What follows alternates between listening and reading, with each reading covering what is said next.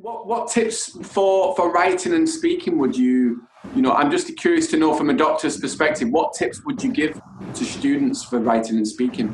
For writing, it is important to include all the relevant information and like, for example, do not include medicines if it's not related to the case note. Like I did not include any medicines in the exam, in the exam case note, because I thought if I would include, it would exceed my word count, and I did not thought it was relevant. So I would advise to properly read the whole case note first of all and make some important points before actually writing the letter. And then, for example, if you're referring to a psychiatrist, so you only need to include the information which is relevant to psychiatry. Like do not include all the medicines and do not include all the stuff which is not relevant. For example, in the case note, there are a lot of stuff. For example, you may find past medical history, like someone is having pain in his leg and someone had an operation. So if you're referring to a psychiatrist, for example, these things are totally irrelevant. So I would advise to only include the relevant information, and I would also advise to keep your word count within the limit, because the more words you would write, the more mistakes you will make. Yeah. So exactly. For example, if you write 250 to 260 words, there's a chance you will make more mistakes. If you keep the word limit in like around 180 to 120, I guess it's much better.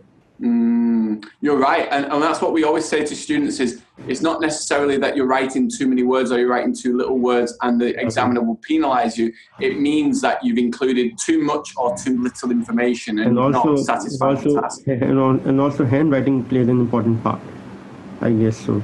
So you need to write clearly, and I guess if you have time in the end, like around 5-10 minutes is quite beneficial, so you can proofread all your letter once again and identify the mistakes if you have made some mistakes. Oh, that's great. That's great tips. And what about speaking when you did your examination? Well, in the speaking, it's important that you have around, I think you have around 5 minutes to write the points, if I'm not wrong.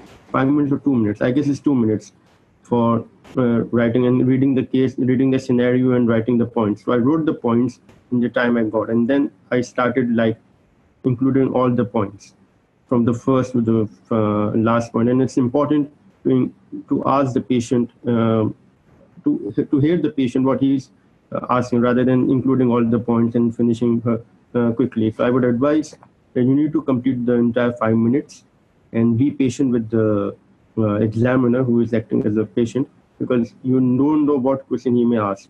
So you need to reply to his questions rather than just reading from the points. Yeah. And your tone also should be a bit soft, and it shouldn't be like you're angry or something.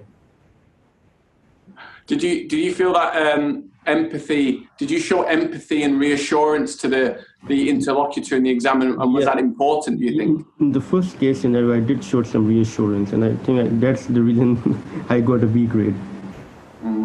Yeah. Well, I think it was one of many reasons that you probably got a B grade. Like we talked about, open and closed questions, leading the interaction, covering all the points, and and taking them on a journey from A to B, etc. I mean, it's important not to jump from one point to another point. Like you need to discuss the one point in a bit of a detail, unless you think the patient hasn't answered your question sufficiently. So you need to ask more questions from him. And once you are satisfied, then I think it's better to go to the next point rather than jumping from one point to another point. Exactly. Fahad, I know it's late where you are, and thank you so much for giving your experience, and good luck with your PLAB journey. It was a pleasure to work with you. You had a great attitude, you were hardworking, and because we can't pass this exam for you, we give you the tools and the resources, but you are the person who made this happen. So the congratulations goes to you, not to Swoosh English. We just kind of helped you, But I would really like to thank you and Stephen, especially. Otherwise I would have been sitting depressed with the C grade again. And you'd be like, oh no, C again, C plus. Yeah.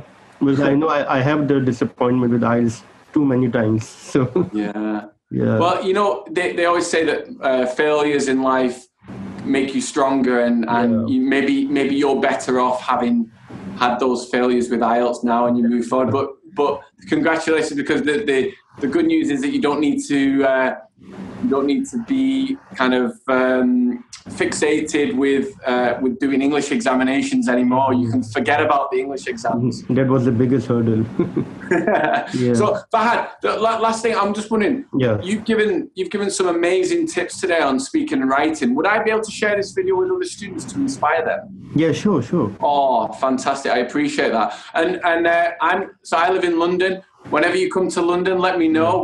We'll grab a drink together. And, sure. And it's 1 hour away from England playing in the World Cup, so make sure you watch that. Yeah. I'm just about to get my TV on and celebrate, and I hope we get to the final. Yeah, hopefully. But Fahad, keep in touch. If there's anything you ever need from me, any free help, of course I won't charge you. If you need me to look at any of your English applications or any advice about living in the UK, I'm more than happy to help you out in any way. So just send me a message. Okay, thank you so much. Pleasure, Fahad. And like I said, once again, congratulations. And unfortunately, as you know, your friend Andrew didn't pass. Yeah. So depressing. Yeah. This is what happens. This is what happens. Yeah, he got C in writing. Yeah. Yeah. Unfortunately, but I hope we can help him in some way. And hopefully he'll pass in August, I guess. Yeah. Has he booked his exam again in August? I'm not sure. He's thinking of booking in August or September. So, but most probably he'll give in August. Well, again, same thing.